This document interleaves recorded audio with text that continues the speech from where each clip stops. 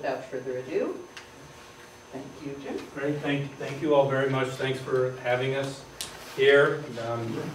We're glad to be here. I wish the subject was a little bit different, but that's where we are. And some of you, this is my first chance to be in a meeting with you all. I've been here about, I don't know, a year and a half. It feels like 3 or 4 at least. Trial by fire.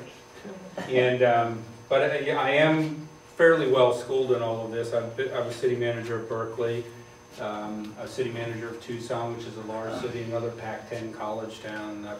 I've managed in 4 college towns, so I think I sort of know the landscape. But I would say in 30 years of doing this work that at least as far as the fiscal situation, the financial and economic situation, not only in the wider world but for cities in particular, these are the most difficult and trying times. And at least for the most part, I'm going to try to really stick to the facts, but I will have some opinions along the way.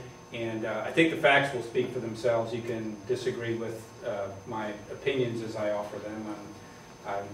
One of the main reasons I do this work really is not so much for the details of it, but I actually really believe in American democracy, and I want to really see if democracy can really work in our society, and it works best at the local level. And I also really believe in community, and so how is it that we build and support community?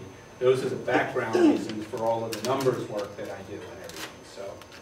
So before I get started, it was one thing I was thinking about, which was, and it's glad that you all are here, because one of the most difficult things, believe it or not, as a public official, is that one really relishes connecting with the citizens of a community and listening and working together.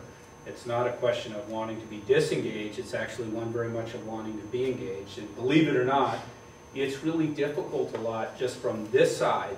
Often, how can we connect, how can we hear from people, how can we share information in a meaningful way?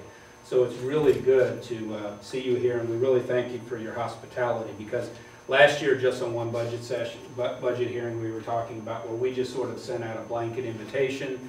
You know, we went over the Cubberley Auditorium, you know, I'm up on the stage, you know, there's whatever, 400 seats and 5 people or something showed up.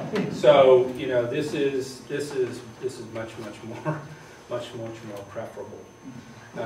Anyway, so the other reason I just would say I'm glad to see you here, is you know, thinking back when Alexis de Tocqueville, the famous French visitor to our country in the fairly early stages of our democracy, right, in the late 1820s, 1830, came and visited this country. He wrote his book, Democracy in America, and as an outsider, you all may know, he says, you know, that the foundation of American democracy and American life is so much the associational life, the fact that Americans are people who choose to get together and volunteer even outside of sort of government, whatever that is, you know, whether it's in churches or in neighborhood associations or in cities.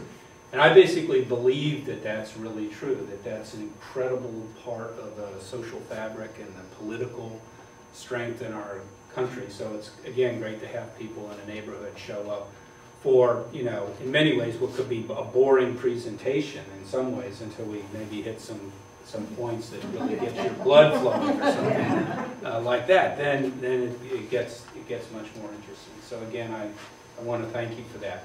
Now, there's really sort of 2 parts of this presentation. Over the past few months, a couple of months, Lalo and I have been out. Lalo really serves as our Chief Financial Officer, and in different places in the community. I've been to the Barron Park Neighborhood Association a couple weeks ago. We were at College Terrace.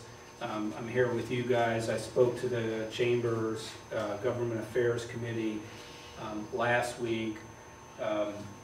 It's just some initial sessions more on what the city's finances are like, what's going on and how we gotten into this situation.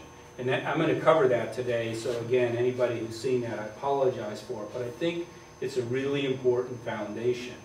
And again, the other aspect of what key to a democracy is the free flow of information and everything, right? And so our job is to try to share with you what we deal with sort of on a daily basis, and share the facts at least with you. And then, you know, you can make much more informed judgments about how to tell us how to serve you better, or do our work more effectively, or maybe help us advise the council, or for the council to hear these things. They have to make really difficult choices.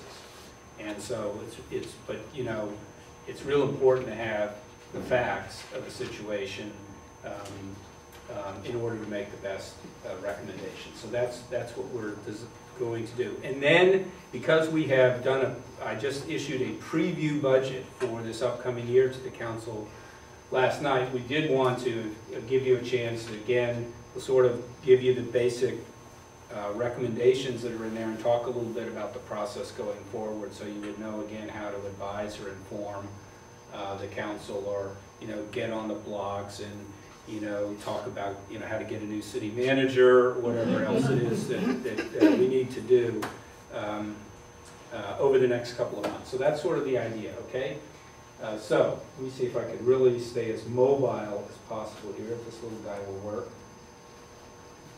And I'm going to jump around because there's actually more info here than I can cover even in the time we have, and then have time for questions and answers. But as we were just talking about, these are the council priorities that the council adopted for this year. Number one, they put at the top city finances and dealing with that situation. Secondly, land use and transportation planning.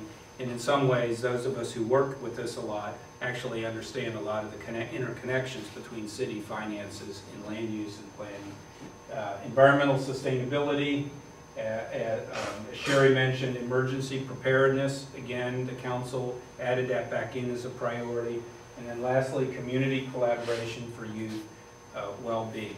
So concern and care about the health of youth in our community. And one of the things that you will find when we ultimately get to the potential budget reductions and things that we have here, there are clearly recommendations that we have on the list that one could say, well, wait a minute, that's not in keeping even with the council priorities. Why would you include a recommendation that might actually undermine a council priority?